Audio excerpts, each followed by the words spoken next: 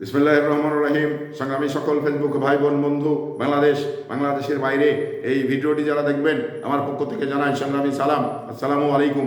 সংগ্রামী উপস্থিতি, আমার মোবাইল স্ক্রিনে দেখতে পাচ্ছেন এই যে কক্সবাজারের ওসি প্রদীপ, এই ওসি প্রদীপের ঘটনাটি আপনারা সবাই সারা বাংলাদেশের মানুষ অবগত রয়েছে। হিন্দু ভদ্রলোক, আর এই হিন্দু ভদ্রলোকের অত্যাচারে সারা কক্সবাজার আতঙ্কিত, সারা কক্সবাজার কলঙ্কিত।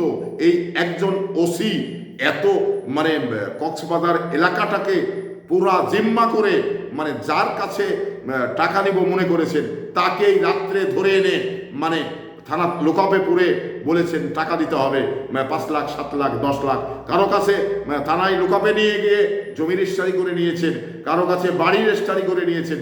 এমন একটি অবস্থা এই ওসি প্রদীপ সৃষ্টি করেছে। তো এই জন্যে এই সৃষ্টি করার পিছনে আমি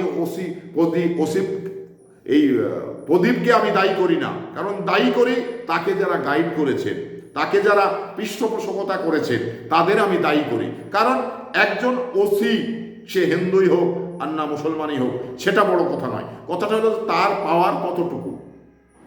তো তার পাওয়ার সম্বন্ধে যদি আমরা জেনে থাকি, তাহলে বুঝতে পারি যে একজন ওসির পাওয়ার কতটুকু। তাহলে কোনো এমপি বা মন্ত্রী তার সঙ্গে সম্পৃক্ত ছিল, বা এই স্বরাষ্ট্রমন্ত্রীকে সে নিয়মিত সালামি দিয়েছে, যার কারণে আজকে এই ধরনের পাপের স্বর্গ গড়ে তুলেছিলেন। তো এখানে স্বরাষ্ট্রমন্ত্রীকে যদি উনি সালামি না দেন, তাহলে কিন্তু এক ধাপও ওই ওসি অন্যায় করে টিকে থাকতে পারবে না, এটা বাস্তব। কিন্তু এবার যদি সালামি দিয়ে থাকেন, তাহলে কিন্তু শত কিছু করলেও এই ওসি প্রদীপ তার পদে থেকে ঘটবে না, এটা কিন্তু বাস্তব চিত্র।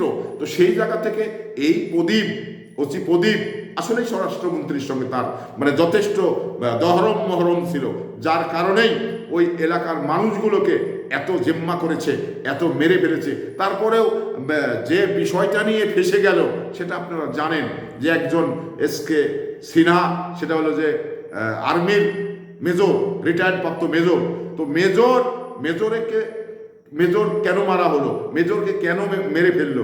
এই মেজরকে মেরে ফেলার পিছনে আমি যতটুকু বিভিন্ন পত্রপত্রিকায় দেখেছি, তো সেই জায়গা থেকে এই মেজর এই ওসি প্রদীপের কুকীর্তির কথাগুলো, সমস্ত কুকীর্তির কথাগুলো উনি কিন্তু জানতেন, এবং জানার পরেই ওনাকে ওসি প্রদীপকে বলা হয়েছিল যে আপনি যে অন্যায় পথে চলে গেছেন, ওখান থেকে ফিরে আসুন, এই মানুষকে স্বস্তিতে থাকতে দিন। এটাই এই এসকে সিনহা মেজর সাহেবের এটাই হয়েছিল জীবনের কাল।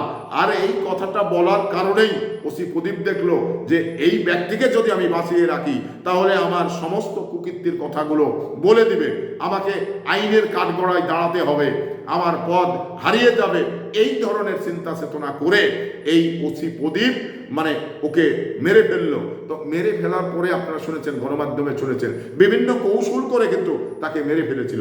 তো এই ধরনের একজন মিনিয়াল কর্মচারী, একজন ওসি, তাকে এত বড় পাওয়ার হোল্ড করে সারা কক্সবাজারের মানুষকে জিম্মা করেছে। তাহলে একজন বড় এসপি, আপনার ডিসি বা অন্যান্য ডিআইজি, পুলিশের ডিআইজি সাহেব যদি মনে করেন, তাহলে তো উনি গোটা বাংলাদেশটাকেই জিম্মা করবেন। যদি অসাধু একজন ডিআইজি হয়ে থাকেন, তাহলে